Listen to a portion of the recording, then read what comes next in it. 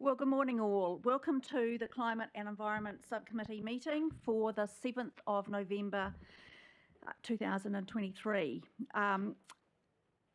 We have a full agenda today, so it's going to be a really exciting meeting, but that means that we need to be on point. So first of all, I would like, Kim is going to do our council blessing. Thank you. Kia ora tātai. Ia mātou e whiriwhiri ana i ngā take kai mua i o mātou aroaro, e pona ana mātou ka kaha tonu ki te whakapau māhara huapai mō ngā hāpuri e mahi nei mātou. Me kaha hoki mātou katoa kia whaihua kia tōtika tā mātou mahi a mā te maia te tiro whakamua me te hihiri ka taia te arahi i roto i te kotahitanga me te aroha. Thank you very much, Kim. So item 3, apologies. I have 2 apologies. One is from Glenn Olsen and the other one is from Tim Sutton. Are there any other apologies? Can I have a mover for the apologies, please? Sophie? Seconder? Thank you, Simon. The next item 4, is declarations of interest relating to items on the agenda. Are there any declarations of interest? Oh, sorry.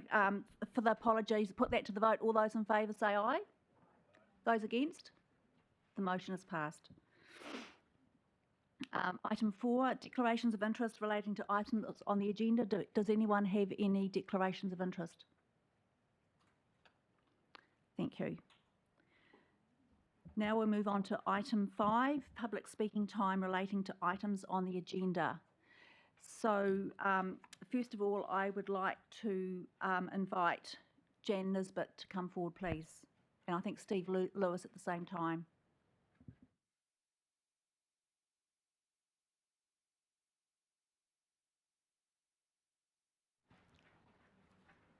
So, in relation to public speaking time, as we have a very full agenda today,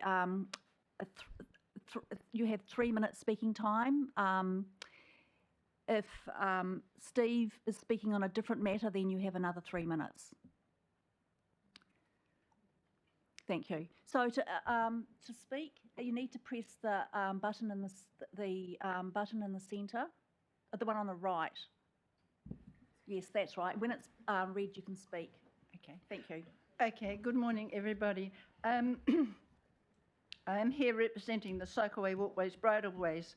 And most of you will know that that's been established for 21 years, and we have on-road, off-road, horses, walkers, people with disabilities, etc., etc. And we've had many, many good outcomes because of the eyes and the ears that are out there looking at things. For instance, Joanne, the disability rep in the beach access work that has been presented by, done recently by Janice Hill, she visited absolutely every one of those accesses. Now, staff would have never had time to do that.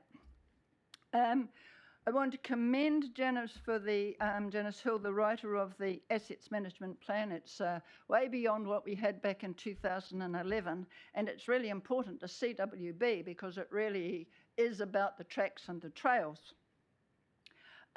We were very lucky having our north-south link off-road from top of our district to the bottom and all the other ones. But there's been we had a footloose launch of the wonderful brochure, and at that we launched the idea of using and connecting our backcountry trails. But what I haven't seen in the asset management plan, maybe I didn't read it well enough, but we need to have somebody who will take that vision. We need a visionary person to set up the actual trust that will carry that work forward. But alongside that, the CWB network is the only tourism, is not the only tourism, it's a major reason why people come to Kapiti, and we really would like to see work done to re-establish the Cycleway CWB manager within council that could. The staff at the moment are doing the best they can, but it's split across all sorts of things. The work that Janice Hill did for us was prodigious in her outcomes, her output. We achieved heaps while she was doing that work for us. And I've worked with, and Steve's worked with almost every one of the people who've held that position. They were great. Janice was just brilliant. So we need somebody like her or Janice to come back and help us out. Thank you. I think you've covered it. So Steve, are you going to make some comments and then we can ask questions at the end, or make some?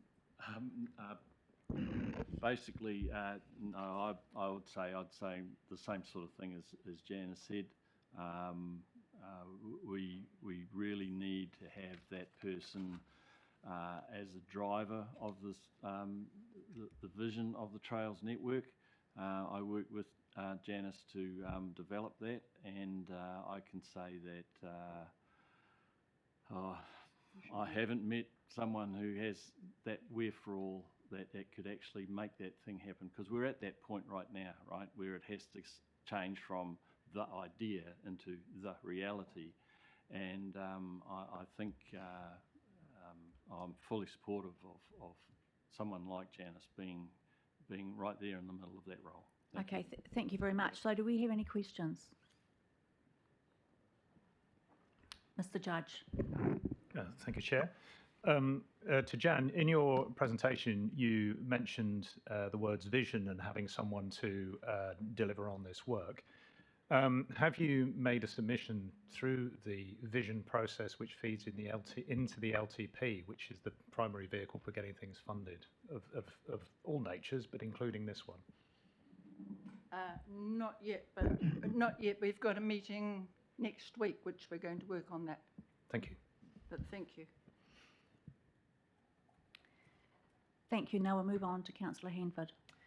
Yeah, kia ora Jan, kia ora Steve. Just a question about the connection or the relationship and the importance of it that you see between the Tracks and Trails network, kind of predominantly for recreation, and then also our CWB network and how that's used for commuting, and the importance of that sort of overarching vision so that these two pieces of work or two areas of focus speak to each other as we develop the asset management plan.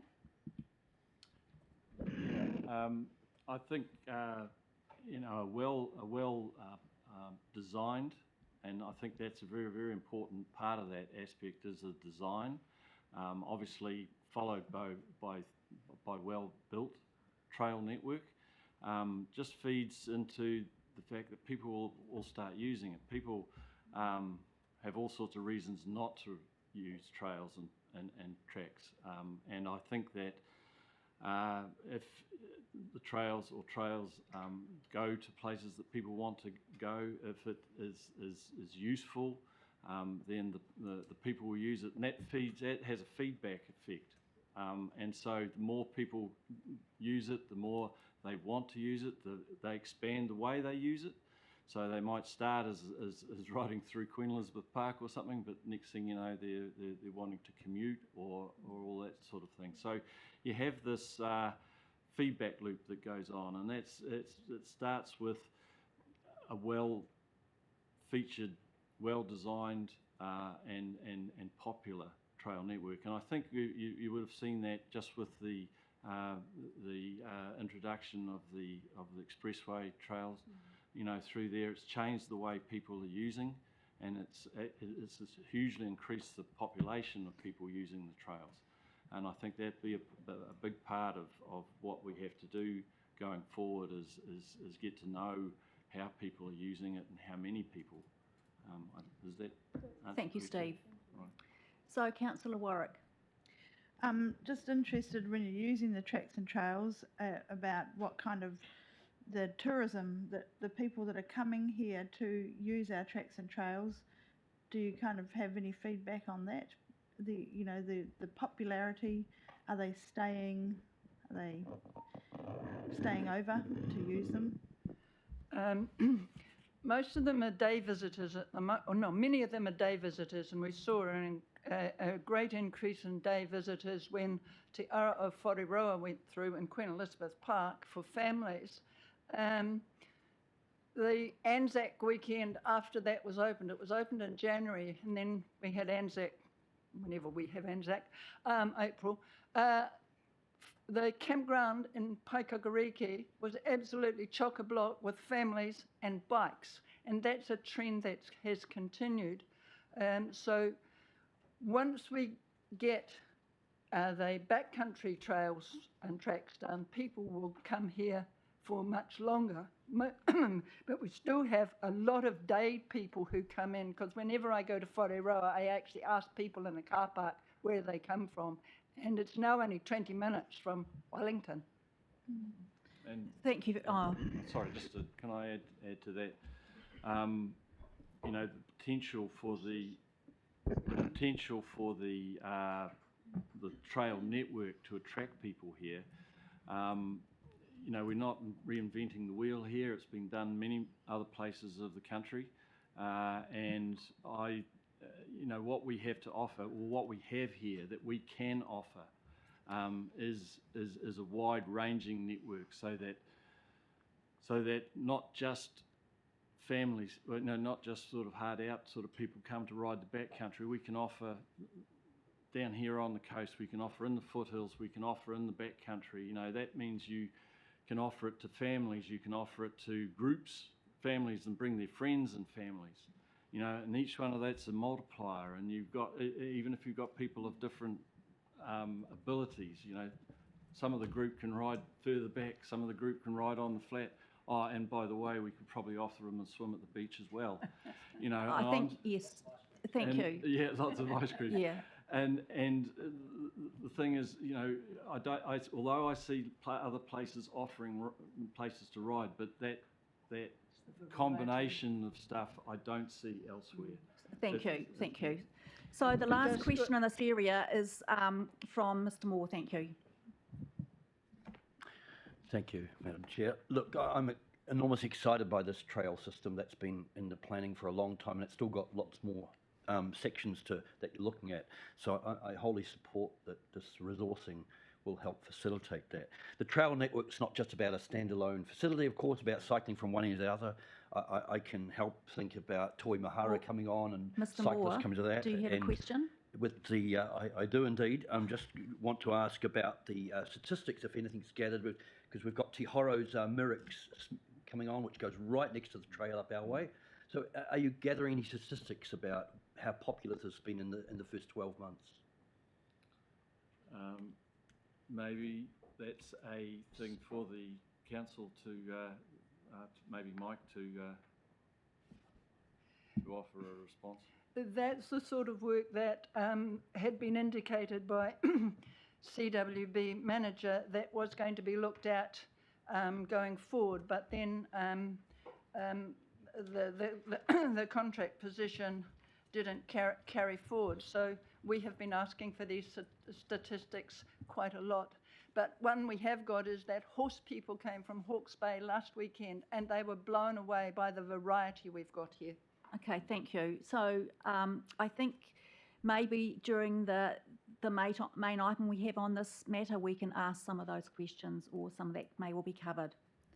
So now we're going to move on to members' business. Is there any members' business to present here today? There's none, thank you. So now we're going to move on to updates. So before I do that, we have, I omitted to say that Councillor Glenn Cooper is online. So now we're going to move on to updates. You'll see on the agenda that we have 5 updates. What I'm going to do is move the order around as we have external members of the Whaitua Committee. So that will be the first item. So if they would like to come forward, please. Okay, thank you. Is there enough seats there?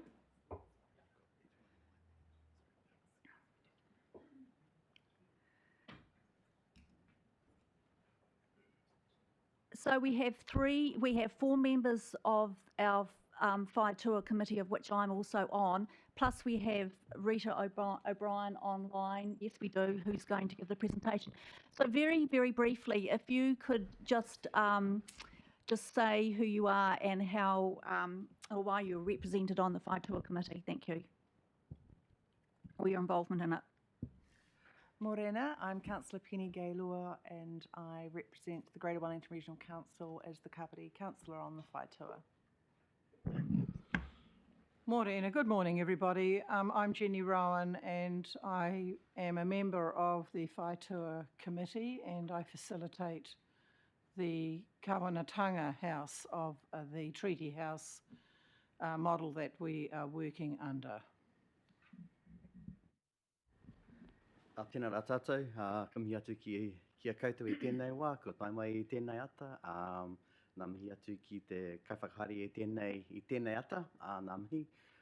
Ko Caleb Brule tōku ingoa. I'm on the Whaitua Committee representing Ngā Hapu Ōtaki. We have a Treaty House model committee operating, and with that we have representation from the 3 iwi in that committee, so I'm part of Ngāti Raukawa or Ngā Hapu Ōtaki in that committee. Kia ora. Kia ora koutou, ko Nicola Patrick Aho. I'm not actually a member of the committee. I'm called, my fancy job title is Director Catchment at Greater Wellington, and so I support the team who supports the houses. Thank you very much for your introduction. So now I'd like to introduce Rita O'Brien, who is a stormwater manager, and she is also, she supports myself as the KCDC councillor on this committee, and she's going to be giving a presentation. So thank you, Rita.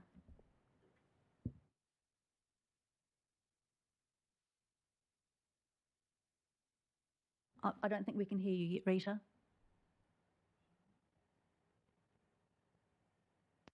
Can you hear me now? Yes, thank you. Ah, sweet. I'm going to attempt to share my slides. I'm not very technically savvy, so we'll see how that goes. So on my role on the in the process is just to assist.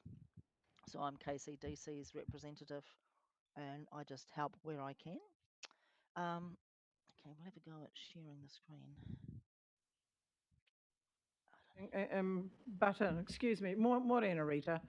I understand Rita has given a couple of briefings to this committee about Whaitua, so you understand why we're here and what we're trying to do. Is that right? Yes. Yes, that's correct, and I suspect that Rita's presentation is going to briefly cover that at the beginning. Yes. Thank you. Thank you.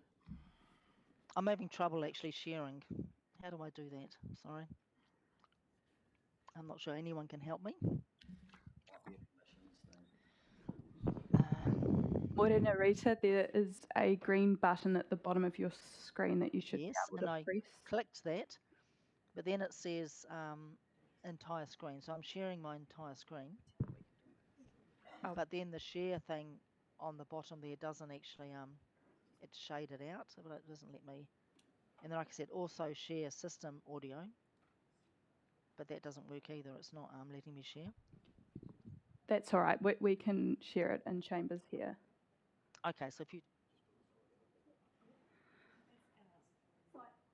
So Rita, we've got the presentation on our screen from this end. Oh yeah, cool.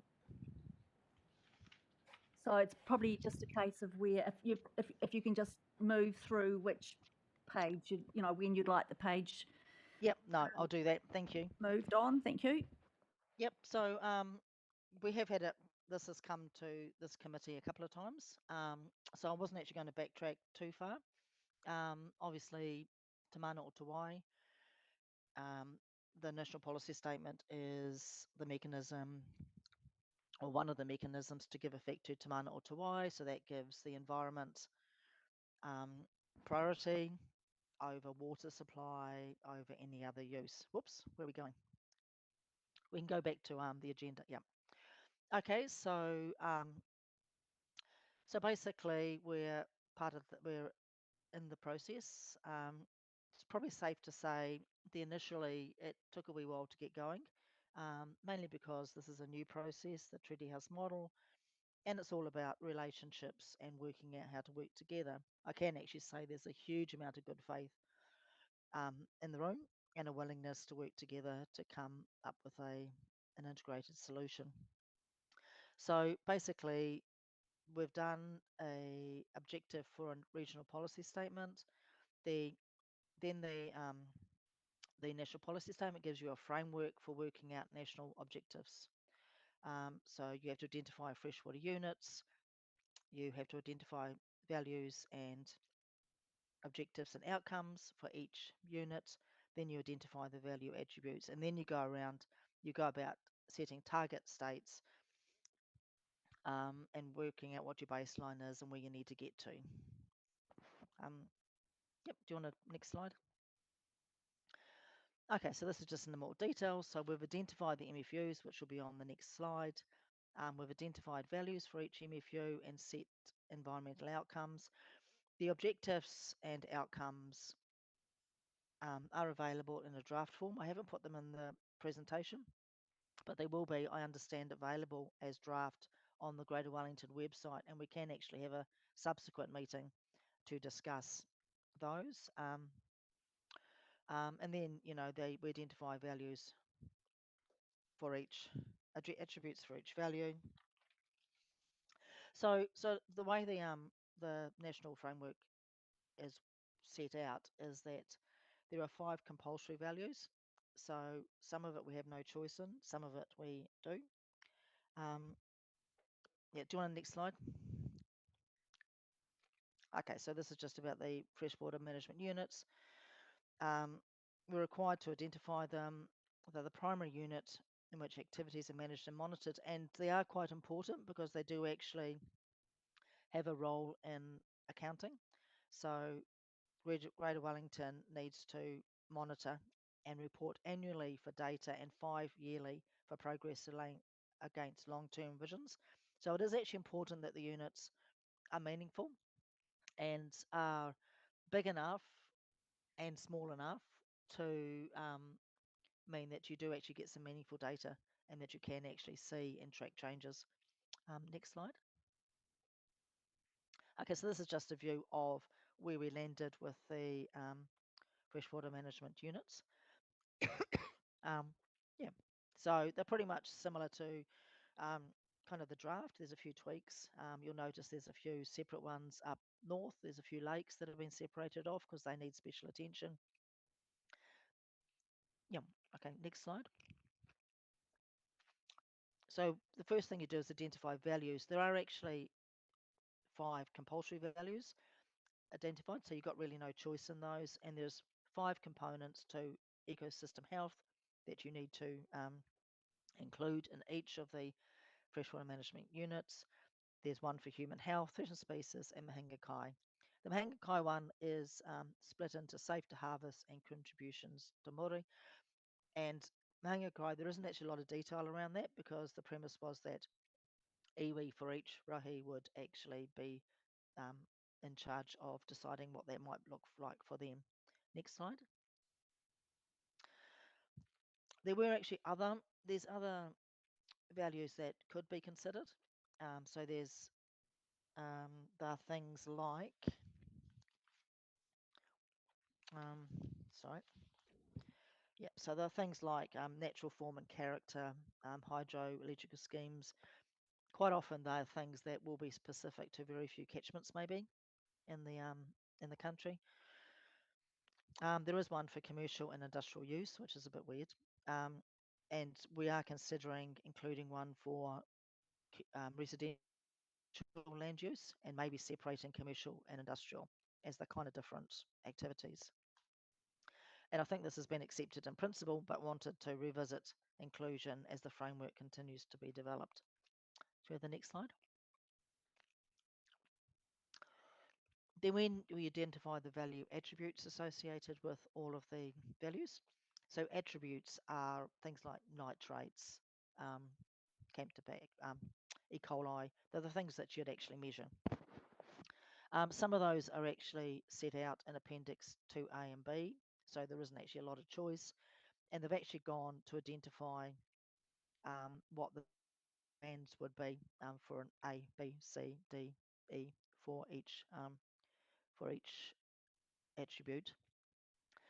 Mahinga Kai was different because they didn't actually set any attributes, and from discussion with iwi, we came to bacteria and water tuna, So that's the abundance and condition maybe, and a social survey, so the connection with our ability to share knowledge, etc. Some of these are obviously, ooh, some of these are obviously, they translate across mana whenua values and Crown values. So this is just this just gives a bit of a synopsis of all the types of value attributes that are included. Some of them compulsory, some of them not. Greater Wellington suggested and other Whaitua have included dissolved copper and zinc in the attributes. And and I've just included around the edges the three mana whenua attributes for Mahanga Kai. Okay, we can do the next one.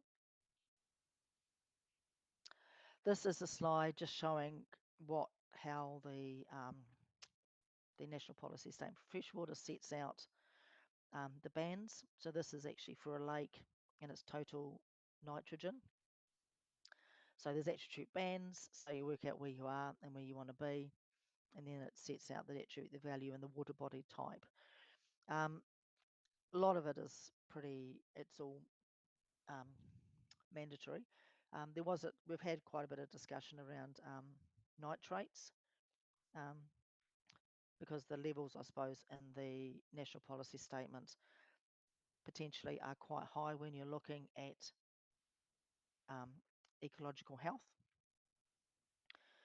So that's an ongoing discussion, I would imagine, and I'm not sure where we will land with that. Obviously, anything like that where we are proposing to go lower than the national policy requires, well, even without that, there are implications for how council does business. And there is a requirement under this national policy statement that a lot of the objectives and outcomes and visions are time related. So you might have a 25, 50-year vision for a waterway. But if it's that long, then you need to have interim milestones of where you might get to within 10 years. Next. And we're also looking at, this is the subject of Mahinarangi Baker's thesis, and it's a really cool way of modelling relationships with levers or drivers for freshwater quality or stream quality or ecological health, where you haven't actually got a lot of data. We've had a lot of discussion around that a lot of the baseline levels are set by Greater Wellington State of the Environment monitoring, which is obviously you sample at the set time each month. Not all the waterways are sampled in that way.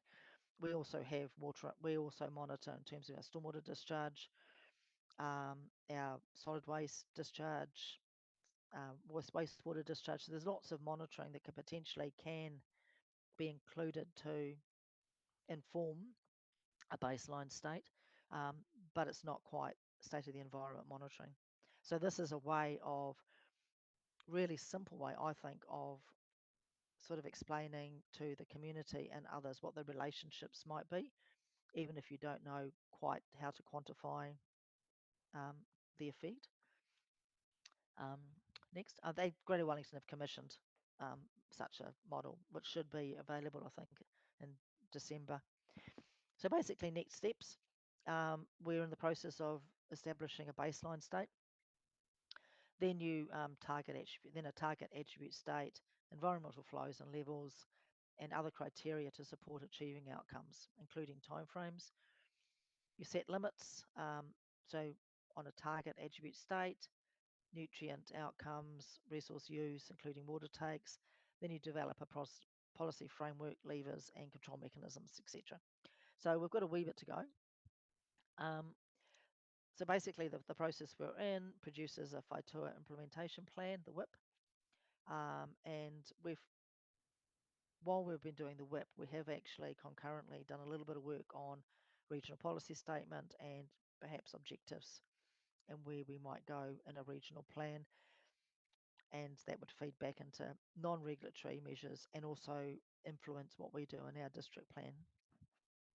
So it's a wee way to go. I think the idea is to get to the end of December and do a reset and see where we've got to. obviously we all need to know where we're going, and I think that's something that Greater Wellington will be turning their mind to in the next month.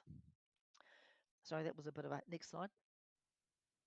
Sorry, it was a bit of a cook's tour, and I feel as though I'm a talking head just twittering on. But I don't know if any of the rest of the people committee want to have just a general observations and discussion about what's been presented or anything else, and then we can ask questions and comments after that. That's me done. Thank you, Jenny. Thank you, Madam Chair. I'll lead off.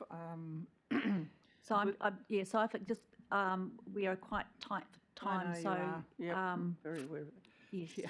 So just 2 briefly, seconds. All thank I you. want to briefly, say to you, please. Thank yes, you. because I would like, if Caleb's willing to share, it's most important to hear from him. Basically, of all the matters that are before you as a council, this is actually the issue. Your ability to protect, develop, enhance, and underpin fresh water in this district is absolutely critical. What I've come to learn, and I had some sense of it 10 or 12 years ago, was that our waterways weren't as good as they could be, and quite frankly, some of them have got worse. So wherever you think your resource or whatever you think you're doing politically and whatever issue you're dealing with, if you can't underpin the politics of this district with improving and enhancing our fresh water, quite frankly, you're not doing your job. So the issue is very serious for this committee. We were given 9 months to come through with a whip, as they call them. We will be pushing that time out probably. We will be coming through with the Mana Whenua House, with the Treaty House people on some quite serious changes that need to take place here. And one of them I've only learnt about recently is how we are actually measuring and assessing our creeks over the years. And I've never understood why the Waikanai keeps having its algae bloom every summer, and now I do understand that. Because our measurements are wrong, we're taking them at the wrong time, we're not consistent, we're not gathering the data needed, we are not targeting the creeks and these 2 magnificent rivers in our rohi in a way that has a management plan around them, and then we have to bring changes to them. And those changes will impact on you as a council in terms of cost, and what you need in here, and it will impact on you politically. So I just wanted to give you that sense of it from where I'm sitting 8 months into this very, very critical discussion. Thank you. Thank you, Jenny. Caleb, would you like to make any comments briefly? I'll just make a very quick comment.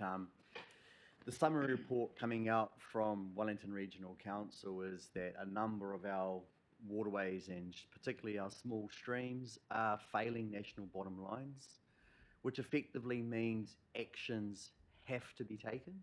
It's not actually an option for the council to ignore. They have a duty to improve to at least the C band. So there's a whole lot of streams. I don't want to list them off, but they're like the Mangoni, the Lower Waikanai, the Waitohu, Whaitua Lake, Wairongamai.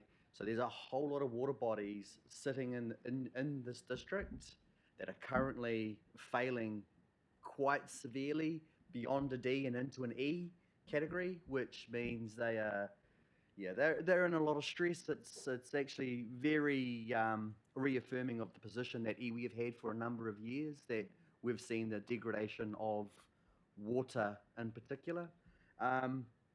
So there is a lot of management that needs to occur, which is on the land, which obviously is your guys' jurisdiction. So there is definitely going to be a transfer of responsibilities and actions that will come through this whip and the Section 32 plan change, which will affect land and land use within the district that you guys need to be aware of. So that's just letting you know that the current state is pretty appalling.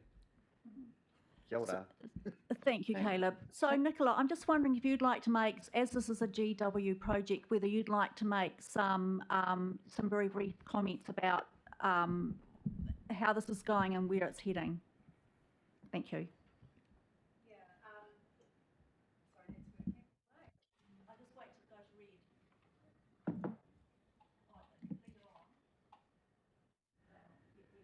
Yeah, thank you.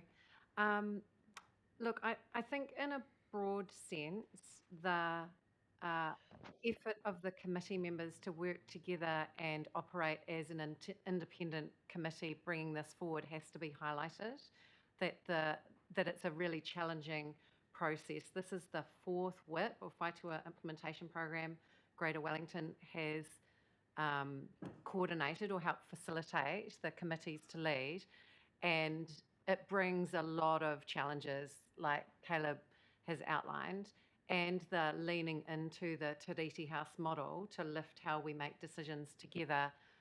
And we're doing it under the most time pressure that we've done as well. So there are some real serious challenges about how we do it. But at a Greater Wellington level, we're also having success from the plan changes flowing from the previous WIP programs for Porirua and Te Wanganui Atara, and they're now landing in the Natural Resources Plan change, which has been recently notified. So the good news is we're getting into the pattern of taking the implementation forward.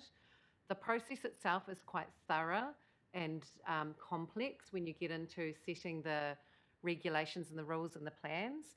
And so, as the team have said, we produce a Whaitua implementation program, and alongside that, we're producing for the first time in parallel with committee input, the Section 32 report that supports the coming plan change process.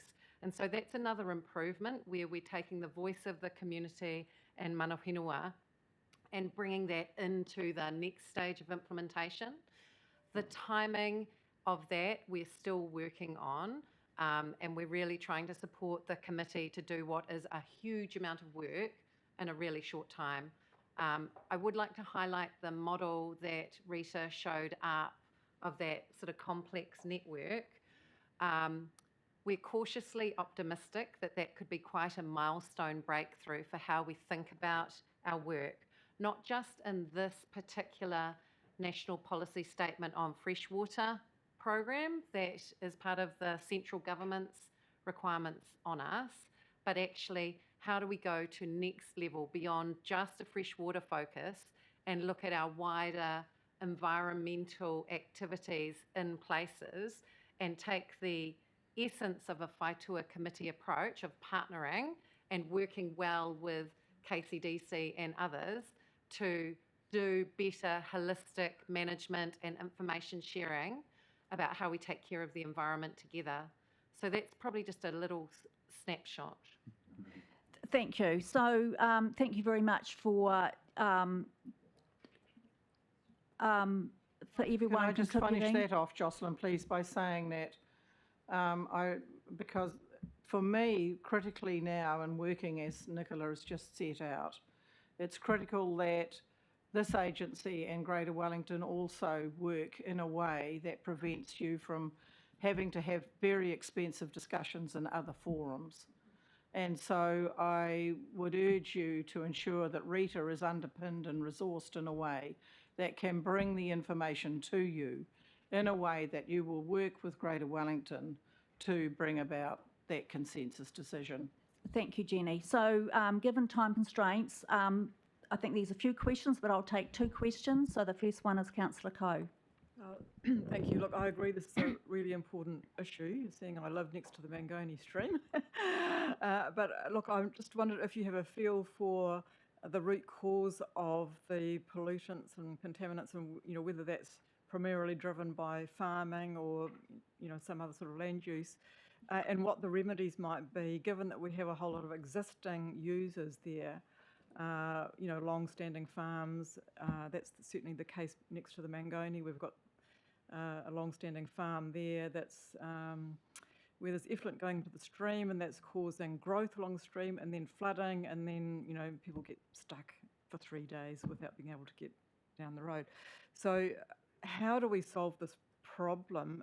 Is it going, what are the tools in the toolbox to deal with existing land use? So we can do something, yes, about future land use in terms of our planning, but how do we, is Greater Wellington, for example, willing to purchase farmland to, restore it to wetland or something in order to reduce the contamination problems, or how do we solve this?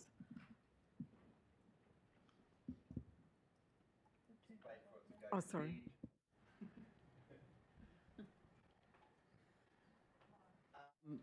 Essentially, we're still working through a lot of that. Each target attribute will be broken down to each of those FMUs. So there will be a sinking lid. So the nutrient one is your obvious one that we've got going on in the Mangone area. The lowland areas coming in, we did some sampling at our last committee meeting. And the Mangone Pukinamu area has a lot of nutrient coming in.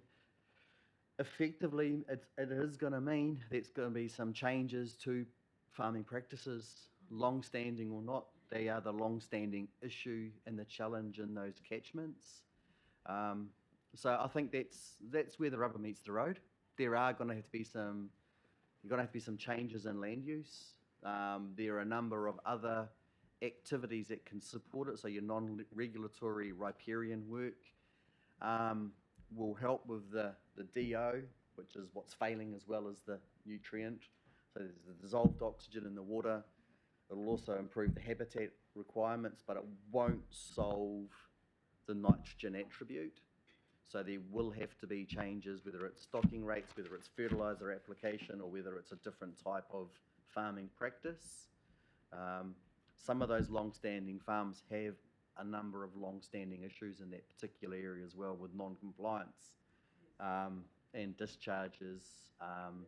And another challenge is also around some of those vegetation that you've mentioned. You've got a number of introduced noxious weed species that we're looking to do some research or some current state baseline monitoring right now over the summer period to determine where those specific issues lie and what those potential solutions may look like. So, I mean, there's no real clear answer yet until we start delving into each of those specific areas and then blowing it out to say, well, what's the current land use? What are the changes in the social behaviours that are currently in there? And what things we do need to pare back on? And yeah, so that's obviously going to have some... Thank you. It's always going to come back to land use. That's what affects the water. So thank you. So now we'll move on to Mr Moore. Thank you, Councillor Coe. Thank you for your presentation. I'm going to add a little bit to context of what Councillor Coe's added. Like Liz, I'm a resident down at Te Horo Beach. It's no secret that's what's been happening to that stream and where the problem is coming from. So we've been asking for months of emails to try to get the data in a report, and we had to resolve in an official information request, and it finally came through just some weeks ago. It was written on the 11th of July, and this is the report here. So the report states that it does not meet the water quality variables of the stream and the lower reaches for water quality standards and recreational throughout the country. So you folk will know this from Greater Wellington. This has been going on for years. We've got reports and reports online about the quality of the lower Mangone, probably from the north of the west of the Pukinamu area, right down to the stream, mouth river here. So the results are no surprise, and the state of this needs to be looked at. There's been abatement issued to this farmer down there for a long time. They've got more than 500 head of cattle on that property. I don't know if that's intensive or excessive. They appear not to be upholding the request from the regional council to do something about this. So, as Caleb said, the rubber meets the road here, and enforcement is more important than wonderful statements about this is our goals. And I'd like to ask what the Kapiti Whaitua process is going to do and actually improve the quality so young people can swim and use the beach safely at Te Horo Beach, and the stream can rehabilitate like it needs to.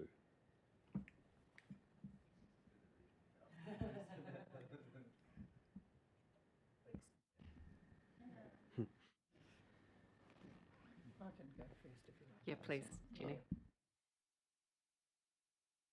Issues. Actually, if I can ask, so we are very tight for time. yeah, This is, Jocelyn. I think, is a GW issue.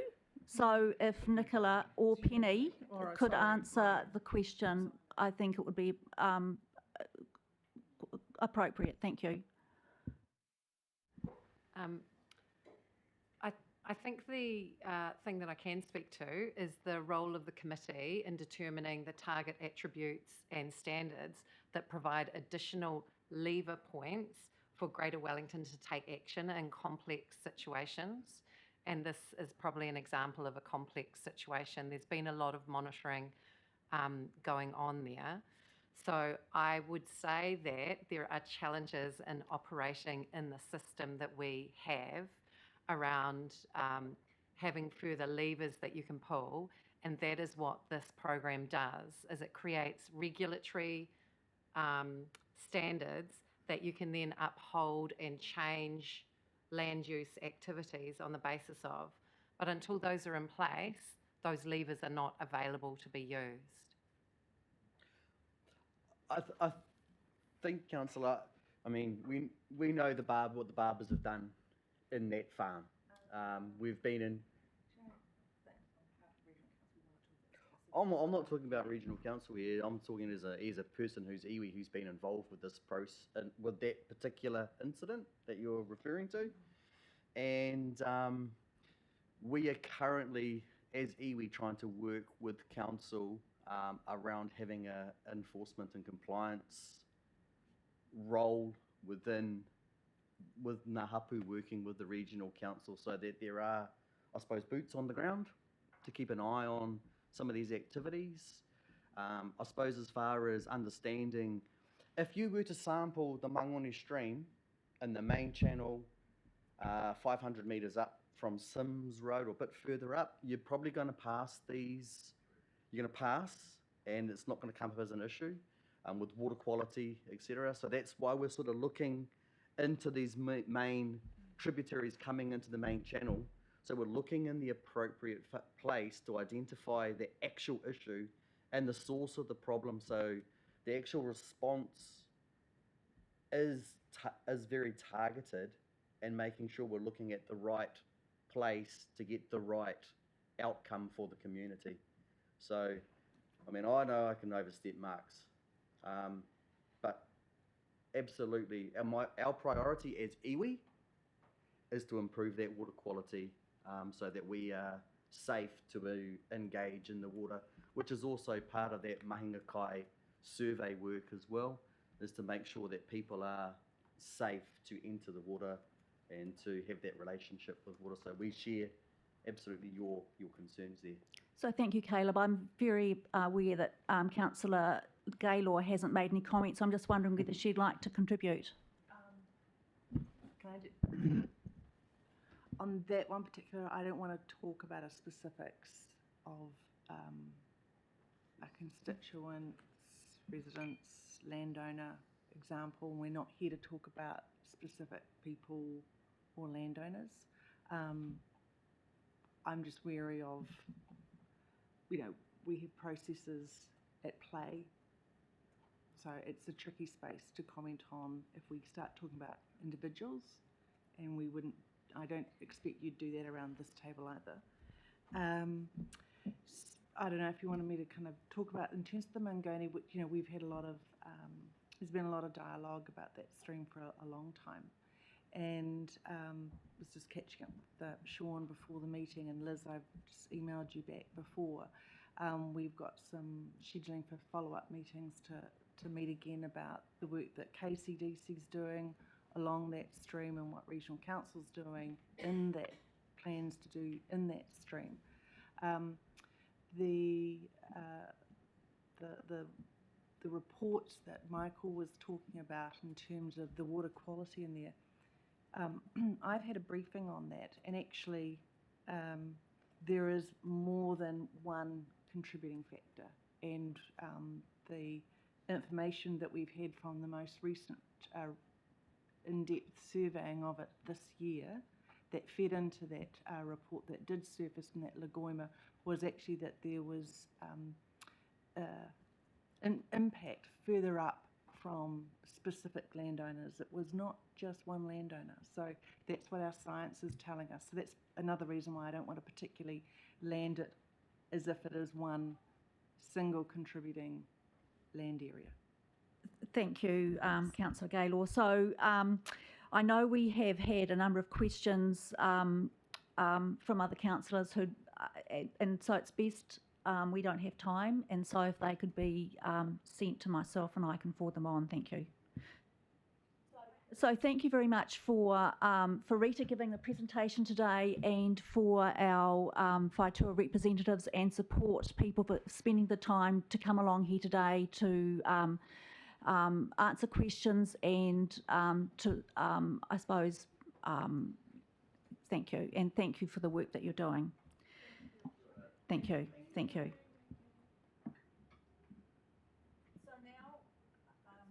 So now we're going to move on to the next update in our agenda, which is the beach accesses, and that's going to be, I'd like to welcome Claire and maybe Mike to come up, or is it Gareth?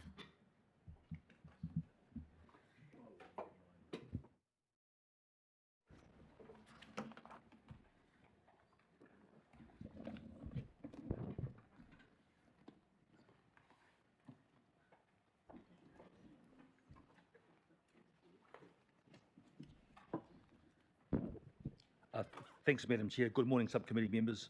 I'll take the report as read, and we did answer some questions last night and this morning.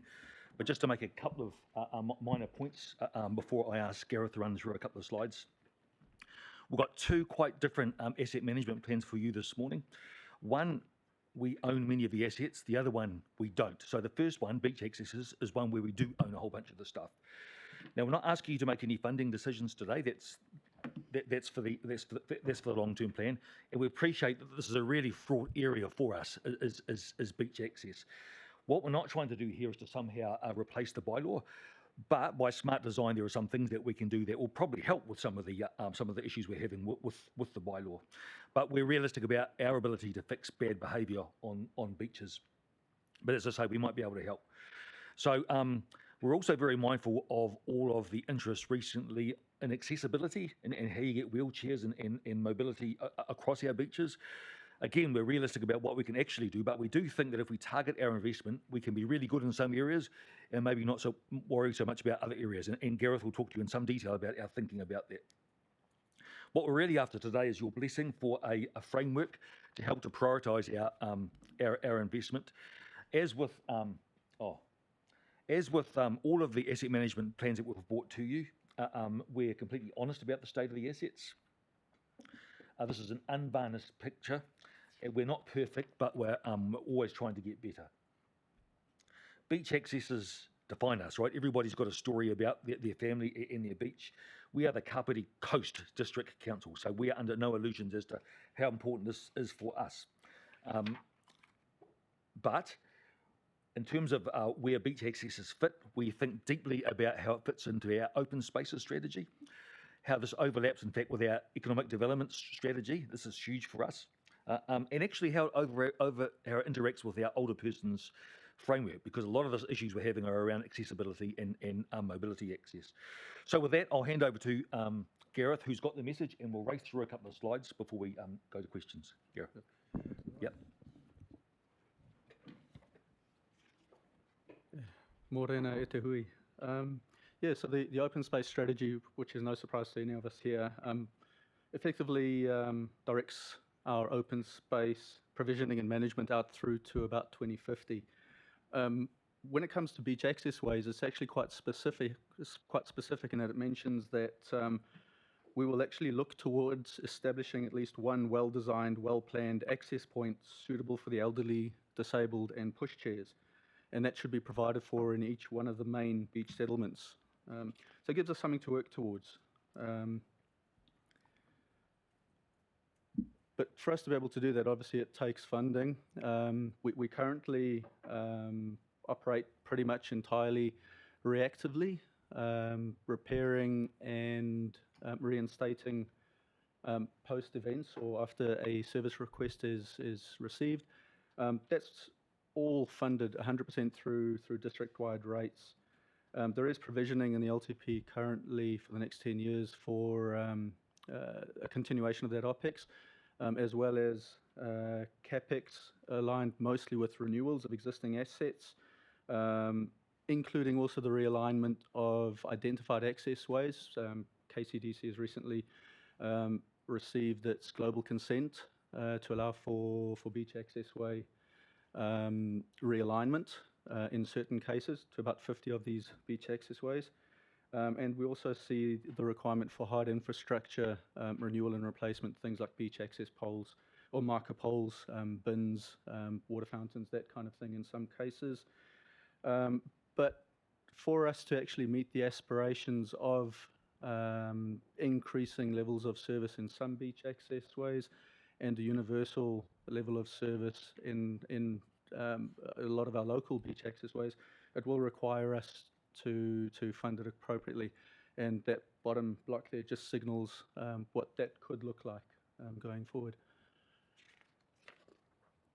So we manage around 120 beach accessways. There's 130 that we know of, but currently managing 120 with no real guidelines as to how we do it. So this means that we're reactive, as I mentioned earlier, and it means that we tend to operate only to a basic level of service.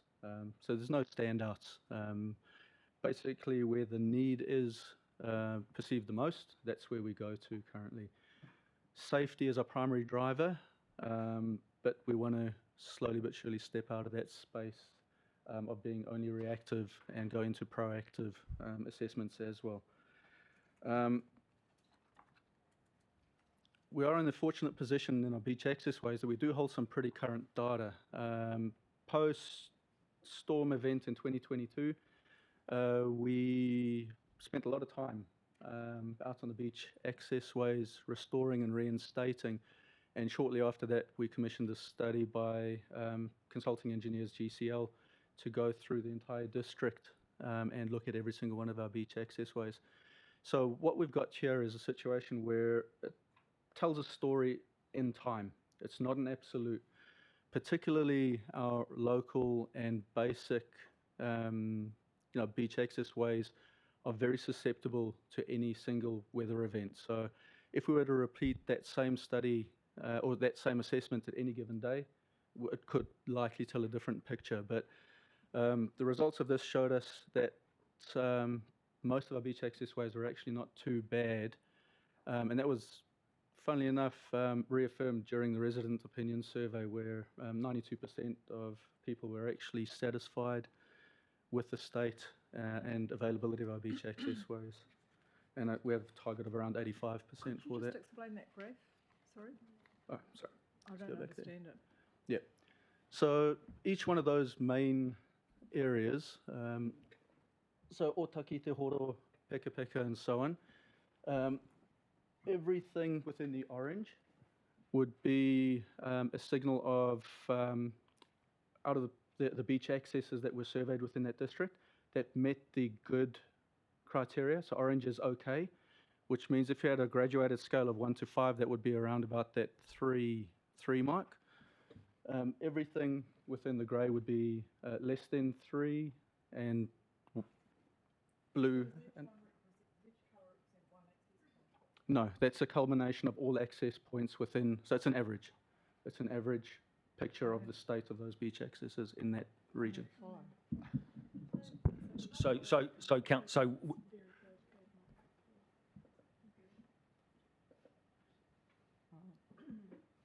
can take it offline and explain. Yes, maybe Councillor Coe will take this offline. I do have a question though, in terms of identifying the grade, is that a criteria that a national standard or one that has been set somewhere else? So the reason we use independent consulting engineers is they have a framework around exactly what the definition is for each of the. So the short answer is yes. Okay. Yep. So looking to the future, three distinct areas that we want to focus on. Basically, improving asset data. Information is key. We are quite fortunate, as I mentioned, that as far as the beach access ways are concerned, we have got some recent a line in the sand or a point in time picture of what the beach access ways look like across the district. That has been used to factor into an improvement plan, and we are going to be focusing initially on our destination beaches. So for us to do that, we've already got our condition assessment. There is going to be ongoing data, a database or data and information build up over time. Things like user statistics, number of visitors per site, that kind of thing will need to build up over time. And then factoring also professional knowledge from industry specialists. There are access companies, consultants that actually look at specific sites and perceived need versus actual need, and also what can actually be done on a particular site given geotechnical or other constraints or restrictions that might be imposed in a site. And that'll all come together towards us being able to tell a pretty good story. There's no surprise in the fact that beaches and our access ways are in a pretty hostile environment. Any assets that we do put up on these sites are subject to extreme events, weather events, wind, scouring, sunshine. So we do need to take that into consideration when developing and instating assets. And also, we're also acutely aware of the changing environment. Things like erosion to the south of Parapara, where a lot of our assets will be integrated into the seawall, versus a changing landscape north of Parapara, where there's some accretion in certain situations, and how our assets would sit within that environment. So these are the various risks that we look into. And got a hand out. So just before we open for councillors, Madam Chair, so there are seven sites that we think are the premium destination sites where we think that we should focus our investment. So I'm going to ask Jess to hand out those to you. I don't want to get into a detailed debate about it, but just to give you an idea of what we're thinking, where we think those investments should be focused. We have tried to kind of put them on places that are already existing and upgrading the assets that are already in place. And there won't be any surprises in there. There are places where we have where we have boat ramps, for example. But this is coming to SOF next week for decision, so we're not making a decision today, but we're happy to take any questions. Thanks, Madam Chair. So thank you, Gareth and Mike, for your presentation today. I know beaches are something that we all enjoy, something that people are very passionate about, and it's something that we've got to get right. So I will open for questions. Councillor Coe. Oh, thanks, Mike. I'll go back to my old hobby horse. I guess to what extent does your asset management plan include a provision for monitoring and enforcement to ensure that the beach bylaws are abided by? So I guess the short answer, it doesn't, because this is an asset management plan where we're looking to share with you the state of the assets and how we would like to manage the assets. But completely appreciate that this sits alongside our bylaw, and you're well aware of the challenges that we have with the bylaw. And we do think that by smart design in here, through things like separating pedestrian access from vehicle access, that we can actually help to support the bylaw, not actually enforce it, but help to encourage good behaviour through smart design and safety design. Yeah, I guess I was thinking of things like signage, better signage and potentially barriers and all that sort of thing that might form part of your asset management plan. Yeah, completely. And so signage, so the CapEx numbers you saw up there, primarily signage, poles and bins, I think, are the three big items that come under CapEx for beach accesses. Okay. So, Councillor Halliday. Oh, sorry. Sorry, I should have looked at the red light. Thank you, Madam Chair. Thanks, Mike, for that presentation. Look, my question is that on page 17, you've got the risk to climate change. You haven't actually added the mitigations for flooding events and water events, because I'd say they would have a great impact on these assets. Is there mitigations been in place for those? So, as you're aware, there's a massive piece of work around seawalls that is concurrent with this piece of work. That's subject to a separate asset management plan, but we are engaged with the guys looking at the seawalls to make sure that we are that the two are commensurate, that they're going side by side. Right. Is that just for the seawalls? Is that going to be like a district-wide plan? That's just for the seawalls, but there are. I mean, Takatai Kapiti is the vehicle by which we're looking at some of the other adaptation stuff for the coast. So we are talking to each other, and those things do align. But as you'd appreciate and are aware, they're pretty fraught and contentious issues. Mm. Thank you, Mike. Thank you. So now we have Councillor Warwick. Good. So will you come back to the next meeting with more of a breakdown of how you're going to spend this and pictures of your upgrades? Is that the plan? So there's more detail in the actual asset management plan itself that will be coming to you next week. Okay.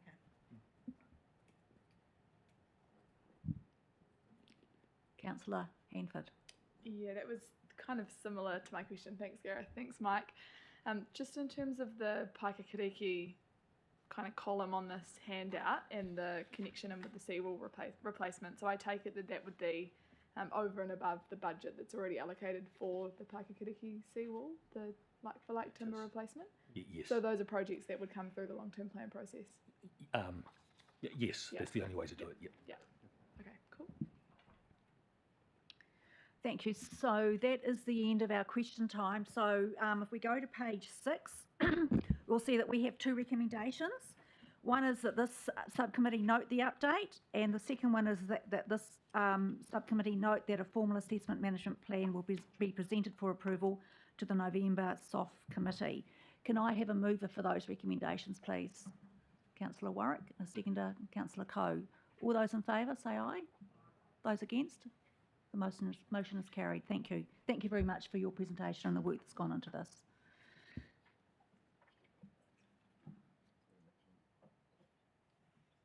So now we'll move on to item 7.2, which is tracks and trails, the asset management plan for those. So we have Gareth and Mike to present that again, this one as well. Thank you. Looks like you're busy today, you guys. Thanks, Madam Chair. Look, again, we're not asking for any decisions today. The key word here is recreational tracks and trails. So as we grow our network and as we become more sophisticated, we're having to think hard about how we manage these assets. We work very closely with our colleagues in access and transport because, as you know, many of our tracks and trails are used for commuting. Many of them aren't. So what we're talking about today is the ones that are not used for commuting. And the reason for that is the ones that are used for commuting typically will attract a subsidy from Waka Kotahi. The ones we're talking with you about today do not. Now, can I assure you that Sean and I work really closely together to make sure that we think about these as a network and not as assets that sit in certain baskets. And certainly that's how our residents think about it, and that's how we think about it as well. It's just how we manage it that needs to be carefully thought through. But further to that, the management of these assets isn't the domain of a single person. There are teams, and we need to be more systematic about how we manage these assets going forwards. So, for example, James's team, our consenting team, are involved heavily when we do a development to make sure that the network is connected to the routes that people want to use. The parks team are deeply involved in those sorts of pieces of work as well, as are the infrastructure team and the property team as well. So it's a real team approach. There isn't one person, and what we try and get away from is having a single point of success or failure, is become more systematic with our growing network. Again, We're not perfect here, but we would like to present to you a framework of our thinking as to how we could be a bit smarter about how we manage our tracks and trails. Again, there are significant overlaps with other pieces of work going on. There's a thing called the Wellington Regional Trails, which is a regional effort that is sponsored by the Regional Council that looks at how these networks work across the region. So we're tightly involved with that. There's also a national framework. Now to qualify for the national framework, you have to meet certain standards around things like access to toilets and water, and we're working on that. So we've got those 3 new toilets that we got funding for under the TIF fund, the Tourism Infrastructure Fund. Those are part of our effort to become better and to become part of a national framework. But the key thing I wanted to make here is that we don't own most of the land that these trails are on. In fact, I think there are 7 that we own or partially own out of the 31 key trails. Of those 7, I think 2 or 3 are actually GW has part. So for example, the Waikanai River Trail is shared between us and GW, right? So we don't actually control everything here. So what that means for us is we have to work through our partners. And that way, this is a different asset management plan from any of the other ones because we don't actually own the stuff that we would like to build in the district. Again, I would like to make the point that there are strong linkages to other pieces of strategic work, not least being the destination management plan. We work closely with our ED team around how this works and how we attract visitors, as Steve and as Jan mentioned before. And the other thing I'd like to mention at this juncture is it's in the papers, but the key thing that we need to be thinking about from here on in is whether or not we're going to do stuff as a council or whether or not we're going to set up an independent trust. So Jan rightly pointed out that other districts are looking at this. Chris and I are discussing this from a ED perspective as well. And indeed, we have actually commissioned our in-house legal team. We're thinking about how we might actually set that up from a legal perspective. Those are the best people to advise us on things like trusts. So they're providing us, gathering some advice for us at the moment. But I'll hand over to, just one final thing. Climate mitigation. So getting people off their bums and into active transport is a key component for us with respect to mitigating carbon. When it comes to recreational trails, we're realistic about that. But if it can make a little bit of difference in terms of getting people to shift their mode from a vehicle onto something else, then that's a good thing. But what's not so much of a good thing is if people buy a ute to drive to a recreational trail to ride their bike and drive their big ute back. So we're just very conscious that that's a complicated business, but we do think that if we can get people off their bums and onto bikes or walking, then that's probably a good thing.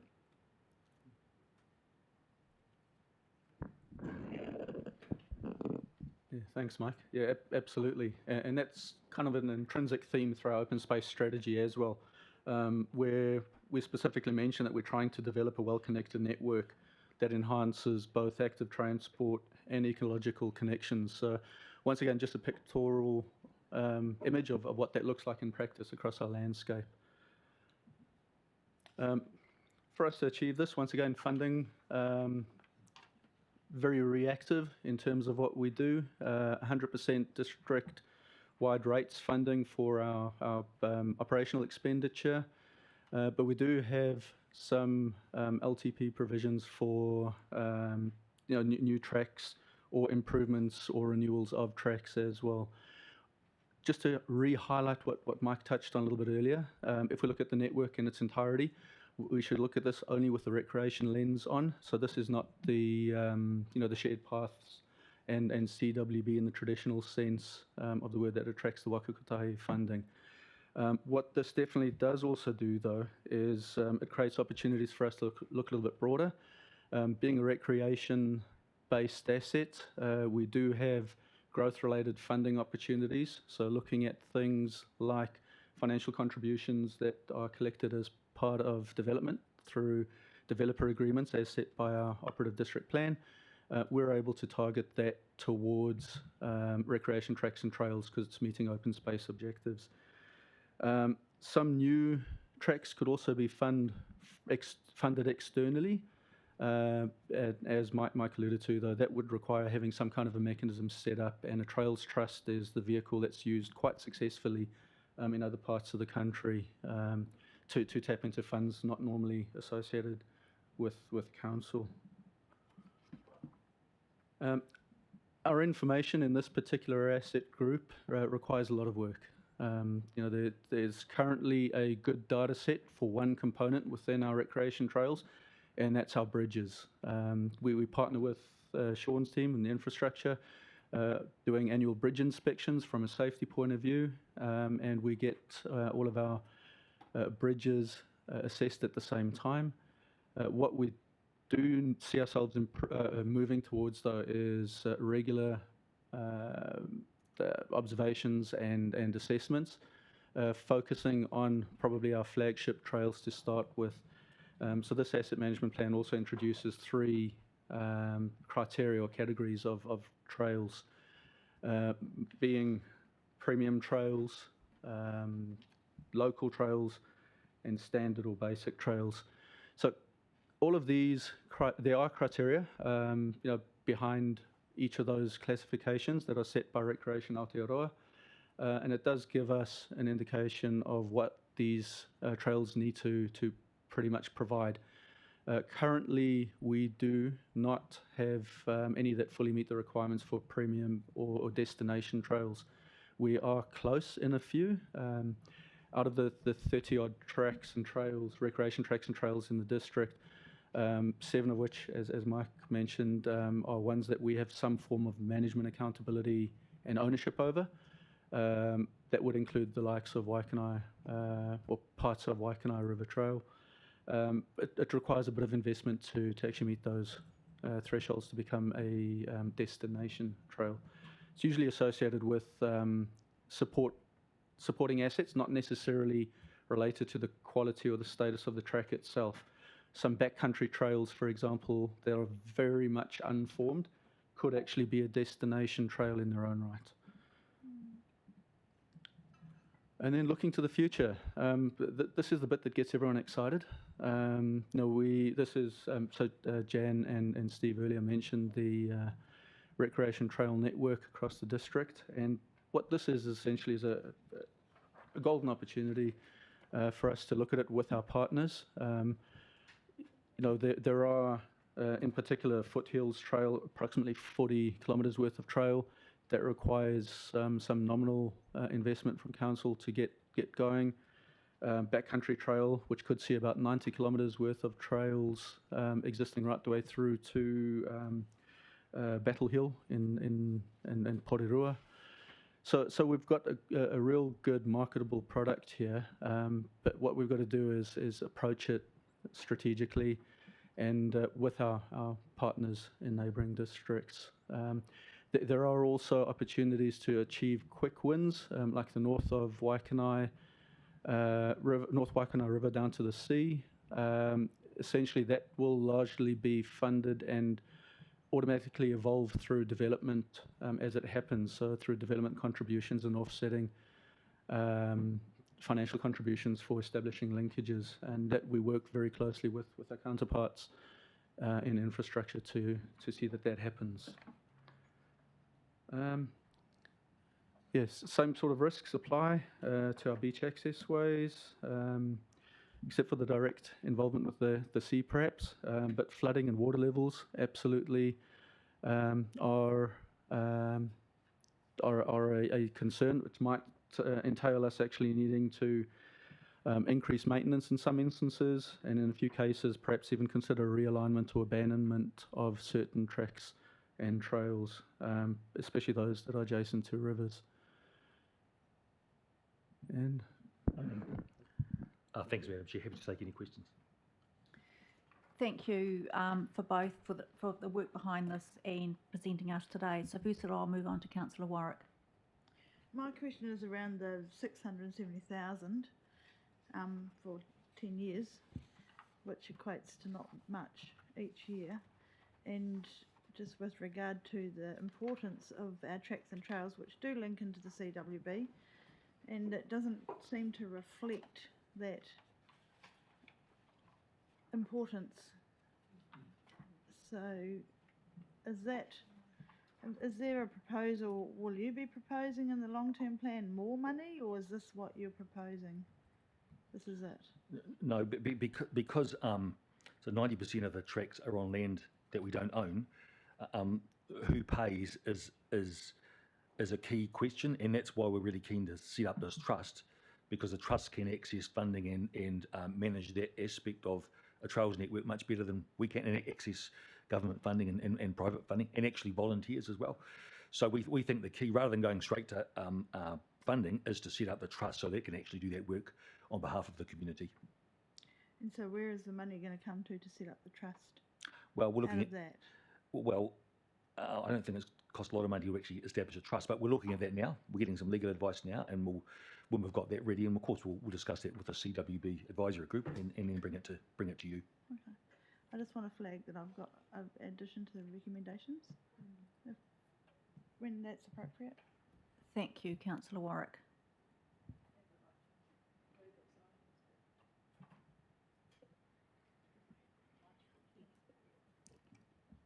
Councillor Coe. Thanks. Look, I just would like to speak in support of our public speaker today on the issue of funding for the trust. Having been involved in a number of not-for-profit organisations, including trusts, you have to resource them properly, especially if you're relying on those trusts to bring in outside money, because going through the process of applying for funding from various bodies is quite a specialist and time-consuming job in itself. It's one that is, really difficult for volunteers to do, unsupported. And I think also there's just the ongoing, there needs to be somebody in a paid capacity on the ground doing stuff for the trust, because trusts, the trustees of a trust should really be in more of a governance role rather than hands-on operationally doing things, as we know from our experience with other organisations. And I think there's a danger of setting them up to fail if we don't resource them adequately. So I'm interested to know what provision has been made for ongoing resource, support for the trust that you intend to look at. So we haven't made any provision for the ongoing resourcing of the trust. Because we don't know what it looks like yet, but that's certainly something we will be turning our minds to. Okay, because I think it's really important.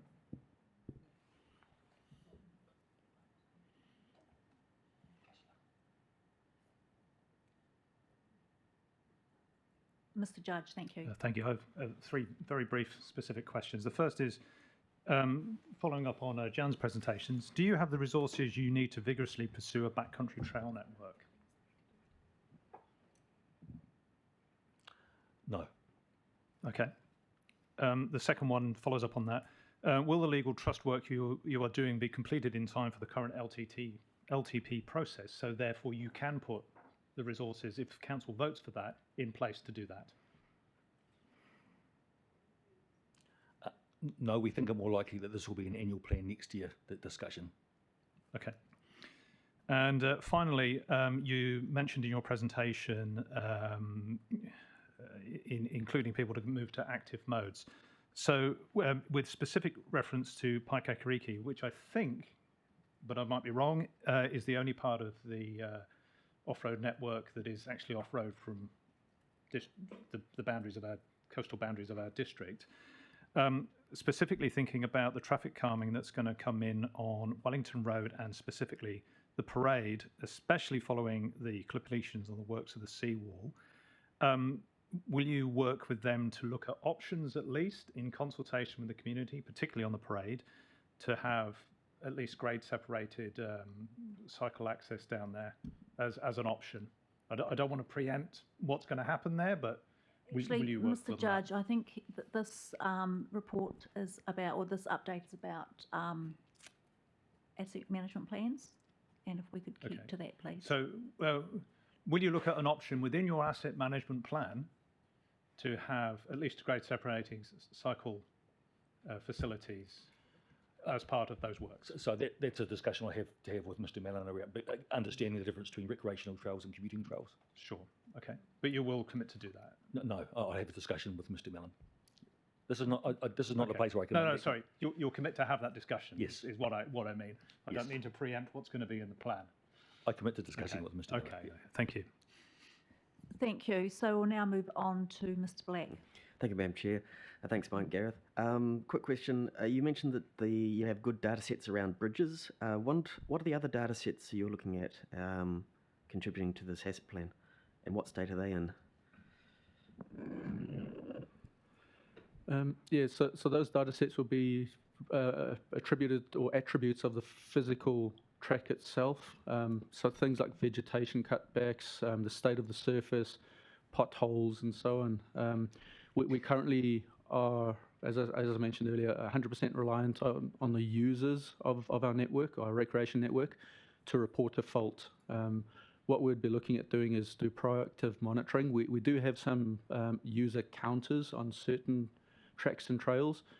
In a perfect world, we'd probably have that across most of our destination trails on a almost semi-permanent basis.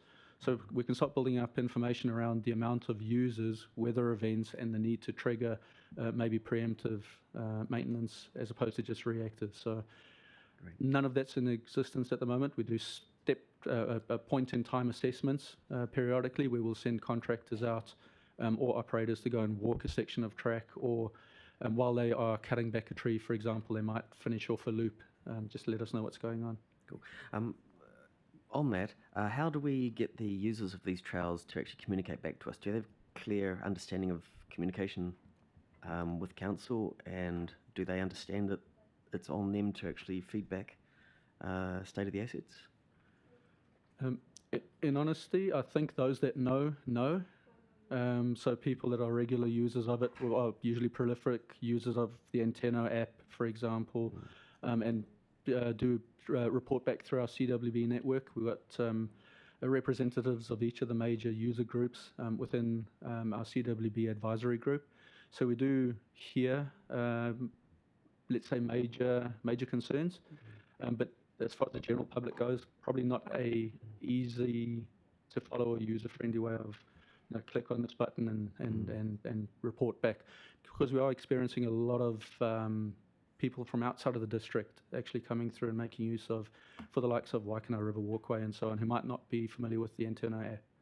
So, is there a possibility of having a communication plan or maybe some QR codes posted around to encourage communication? I think the short answer to that question is yes, but we need to walk before we can run, right? Yeah, So, absolutely. Just making some observations of how we can probably do that better. Thank you. So thank you. I have a couple of questions. So as I said, thank you again for the work that's gone into this. As you mentioned that 90% of these trails aren't owned by council, I'm really interested to know what conversations have gone on with them in terms of funding. So more than half the land is owned by DOC, and I think something like 30% is owned by the regional council. We have a very good relationship at officer level with both of those organisations. Both of them are, neither of them are flush. DOC in particular is cash strapped, can't even keep the public toilets open at Kiwi Park, on the other side. So that's the reality of it. We have good discussions, but there's no magic around funding.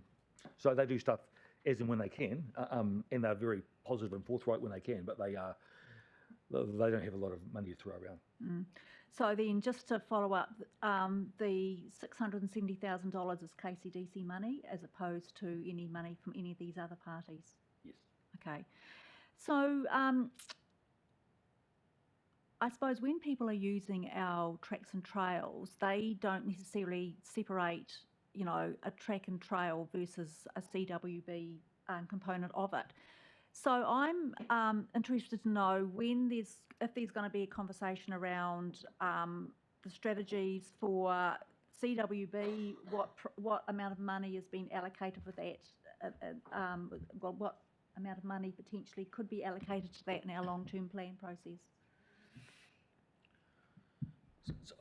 So CWB is a really complex set of assets that sit across a number of different asset owners, even within the councils. So it's a very broad term, but actually, I think if you look at Sean's access and transport budget, there's a whole bunch of CWB stuff in there. There's a whole bunch in in our budgets, and actually there's some stuff in the regulatory as well. So we could give you a number, but actually I think it's important to understand that the number doesn't necessarily represent the effort that goes into CWB across the whole organisation.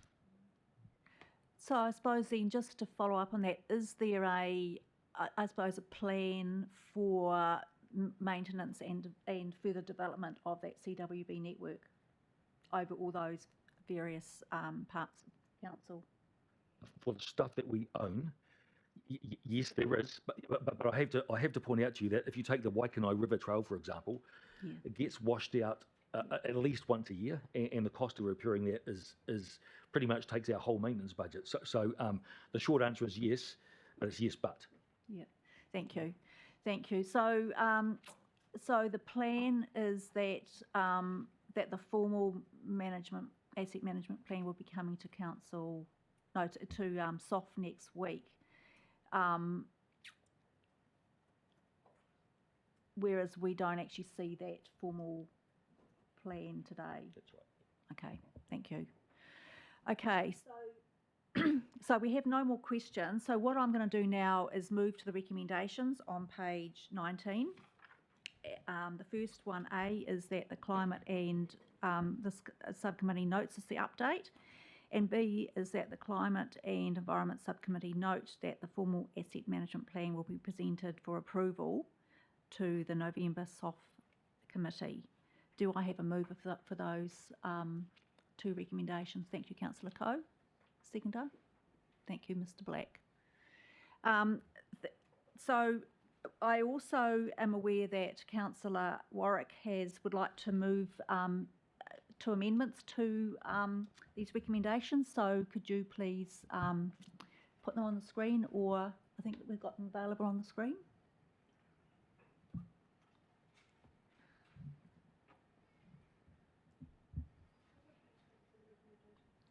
Page 19.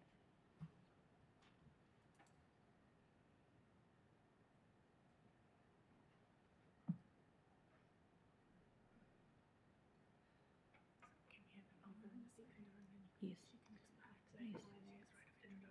So, can we have a mover and a seconder, please? A move.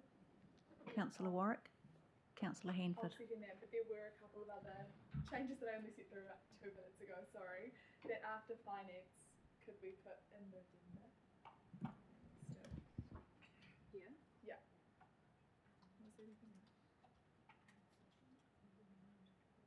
Was there anything else?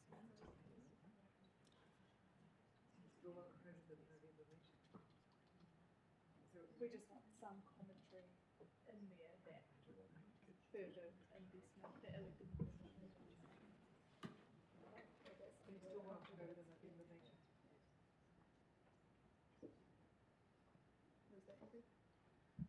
So I'm just wondering if we've got the correct wording up there?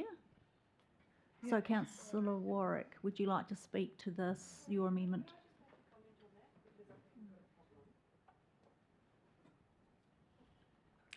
So the last recommendation there, that doesn't actually fall within the delegations of this committee.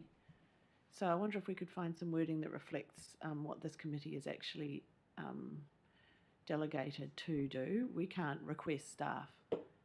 That's not something that it's within our power to do. Council, I wouldn't even put that recommendation up in a council meeting, because staffing of how we do things is not what we do.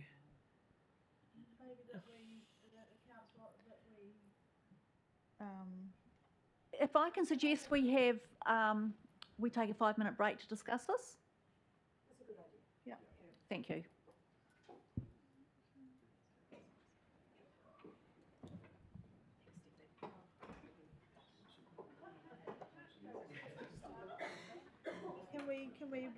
Can we